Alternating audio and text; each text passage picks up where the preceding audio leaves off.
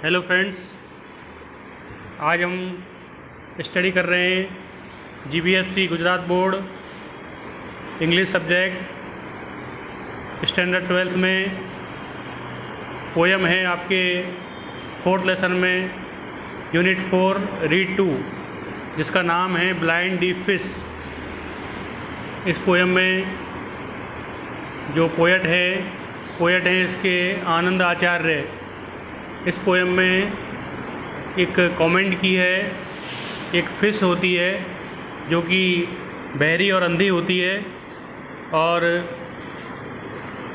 नदी के अंदर होती है। In a dark cave flows a dark river. In a dark cave यानी गुफा। मैंने आगे आपको नेक्स्ट पेज में वर्ड मीनिंग भी लिखे हैं, वो आपको लिखने हैं नोटबुक में। तो in a dark cave flows a dark river, एक अंधेरी गुफा में एक नदी बहती थी। And on its stony bank there sits a man, और वहाँ पर स्टोनी मीन्स पथरीले, जो नदी थी उसका जो किनारा था वो पथरीला था। It's stony bank there sits a man, वहाँ पर एक व्यक्ति बैठा हुआ था। ओल्ड एज द सन, और वो इतना बूढ़ा था, इतना वृद्ध था, मानो कि सूर्य हो। जितना पुराना सूर्य है उतना ही पुराना वो व्यक्ति ऐसा लग रहा था, कितना वृद्ध है। और ओल्डर, और उससे भी ज़्यादा वृद्ध था वो। एक बार वापस समझाता हूँ आपको। In a dark cave flows a dark river, एक अंधेरी गुफा में एक नदी बहती थी। And on its stony bank, और उसके पथरीले किनारों पर there sits a man old, एक वृद्ध व्यक्ति बैठा हुआ था। एज द सन, यहाँ पर ओल्ड व्यक्ति की जो कंपैरिजन है वो सन से की हुई है। और ओल्डर, और उससे भी ज़्यादा वृद्ध। Weaving A yarn of rainbow, rainbow यानी इंद्रधनुष, वीविंग यानी बुनना। तो जो वो वृद्ध व्यक्ति था वो क्या कर रहा था, वहाँ पे बैठा धागा बुन रहा था। यार्न यानी धागा, weaving A yarn of rainbow, किसका धागा, इंद्रधनुष का। एंड हमिंग ए सॉन्ग, और एक गाना गुनगुना रहा था। हमिंग यानी गुनगुनाना। But the blind deep fish, परंतु जो अंधी और बहरी मछली थी, दैट स्विम, जो तैर रही थी, इन द स्ट्रीम यानी झरना, उस झरने में तैर रही थी। सी नाइदर यार्न नॉर मैन, उस मछली ने, उस फिश ने ना तो उसके धागे को देखा और ना ही उसके व्यक्ति को, वो जो वृद्ध व्यक्ति था, ओल्ड मैन था, उसको देखा था। Nor hear his ever lasting song, और ना ही जो वो अनंत, in ever lasting means eternal, अनंत तक चलने वाला, और जो गाना गुनगुना रहा था वो वृद्ध व्यक्ति, ना ही उसने, उस जो फिश थी उसने गाने को सुना। इस तरह से यहाँ पे पोएम आपकी एंड होती है। जब आप क्वेश्चन आंसर करोगे इसके, तो आपको समझ में आएगा। इसके क्वेश्चन आंसर भी दिए हुए हैं आपको। यहाँ पर सिमिलर वर्ड है स्टोनी का आपको एग्जाम में सिमिलर वर्ड भी आ सकता है। स्टोनी माने रॉकी, यहाँ पर सिमिलर वर्ड दिए हुए हैं आपको। Stony means Rocky.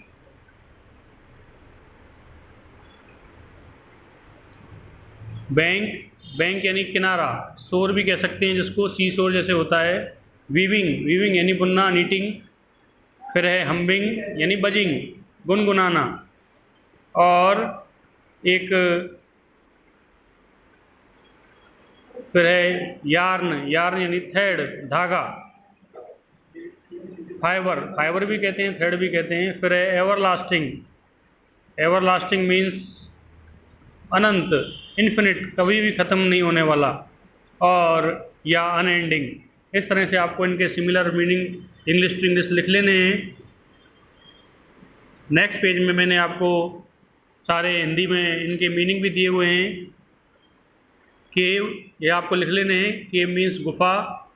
फ्लो ये वर्ब है, इसका सेकंड फॉर्म है फ्लोन, ये भी लिख लेने हैं आपको। फ्लो यानी बहना। स्टोनी मीन्स रॉकी या पथरीली। स्टोनी बैंक पथरीला किनारा। वीव का मतलब होता है बुनना।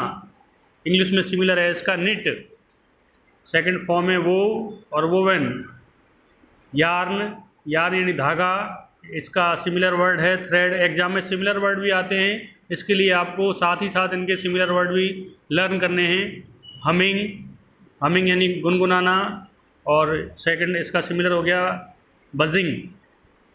फिर एवरलास्टिंग यानी अनंत तक, कभी ख़त्म नहीं होने वाला, इटरनल। डार्क, डार्क यानी अंधेरा। रेनबो, मेघधनुष या इंद्रधनुष कहते हैं जिसे हम। डीफ, डीफ यानी बहरा। स्विम, स्विम माने तैरना, और इसका सिमिलर वर्ड दिया है ये, सॉरी सेकंड फॉर्म है आपका स्वाम, और थर्ड फॉर्म है स्वम। इसी तरह से हियर का, हियर यानी सुनना, हर्ड और हर्ड। आपको ये ग्लोसरी इसकी लिख लेनी है, सिमिलर वर्ड लिख लेने हैं। अब आपके जो एग्ज़ाम में क्वेश्चन आएंगे वो इस तरह से आएंगे। Read the following stanza and answer the question given below them. एक आपको स्टेंजा दिया जाएगा, एक पार्ट दिया जाएगा, उसको देख के आपको उसमें से क्वेश्चन आंसर लिखने हैं। In a dark cave flows a dark river. यहाँ छोटे छोटे क्वेश्चन दिए हैं, छोटे छोटे पैराग्राफ दिया है, बट आपको मैं और नेक्स्ट वीडियो भेजूंगा, उसमें आपको बड़े पैराग्राफ होंगे जिसमें से आपको क्वेश्चन मिलेंगे। तो what kind of river it is, तो द रिवर इज़ डार्क। इस तरह से आपको आंसर देने हैं। बहुत शॉर्ट क्वेश्चन आते हैं, आप अगर थोड़ा समझेंगे तो आपको इजीली समझ में आ जाएगा। नदी किस प्रकार की थी, तो द रिवर इज़ डार्क। नदी कैसी थी, गहरी थी, अंधकार में नदी थी। वेयर डज इट फ्लो, वो कहाँ बहती थी, तो it flow in a dark cave, वो अंधेरी गुफा में बहती थी। इस तरह से आपको क्वेश्चन आंसर भी लिख लेने हैं। सेकंड पैराग्राफ, सेकंड स्टेंजा दिया हुआ है इसका। And on its stony bank there sits a man old as the sun और ओल्डर। तो how is the river bank, वापस वही क्वेश्चन है। The river bank is stony, नदी कैसी थी, तो नदी पथरीली थी। सॉरी, यहाँ पर पूछा गया है how is the river bank, नदी का किनारा कैसा था, तो the river bank is stony, नदी का किनारा पथरीला था। How old is the man sitting on the river bank, जो नदी के किनारे पर वो व्यक्ति बैठा हुआ था वह कितना वृद्ध था, तो आंसर लिखना है आपको the man is very old, जो व्यक्ति था वो बहुत वृद्ध था। एज ओल्ड एज द सन, जैसा मैंने पोयम में समझाया आपको, सन के बराबर, सन के इक्वल वो वृद्ध था। और perhaps older than the sun, और शायद सूर्य से भी ज़्यादा वृद्ध था, पुराना था। ओल्ड यानी एज्ड, इसका सिमिलर एज्ड भी होता है, उम्र लायक। अगला स्टेंजा दिया है आपको। Weaving A yarn of rainbow and humming a song.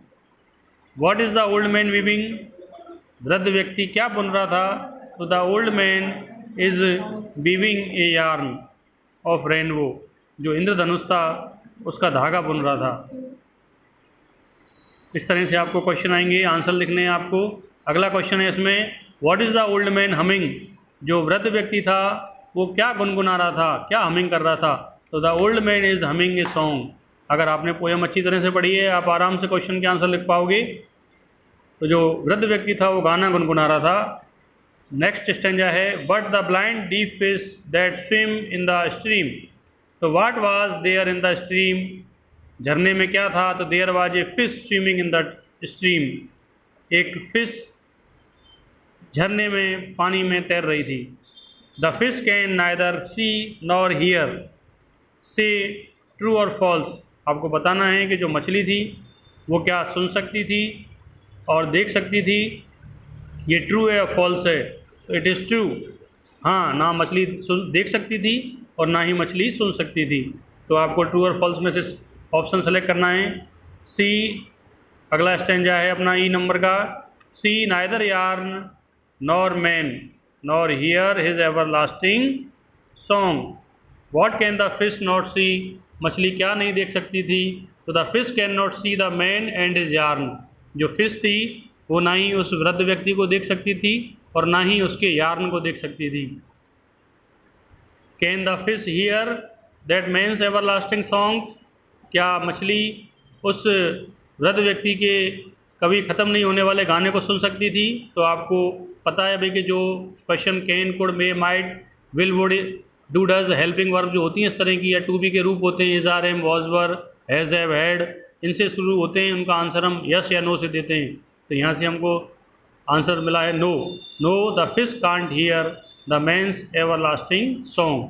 नहीं, वो मछली उस व्यक्ति का अनंत तक चलने वाला गाना नहीं सुन सकती थी। तो इस तरह से ये सारे क्वेश्चन आंसर आपको लिख लेने हैं। मैं पीडीएफ भी भेज रहा हूँ इसकी आपको, और ये सिमिलर वर्ड मीनिंग भी लिख लेने हैं। नेक्स्ट वीडियो में मैं आपको और अगला लेसन भेजूँगा, तो आप इसकी तैयारी करें और नोटबुक अपनी अपनी जमा करवाएं स्कूल में जो टेस्ट हुई थी उसकी। Thank you.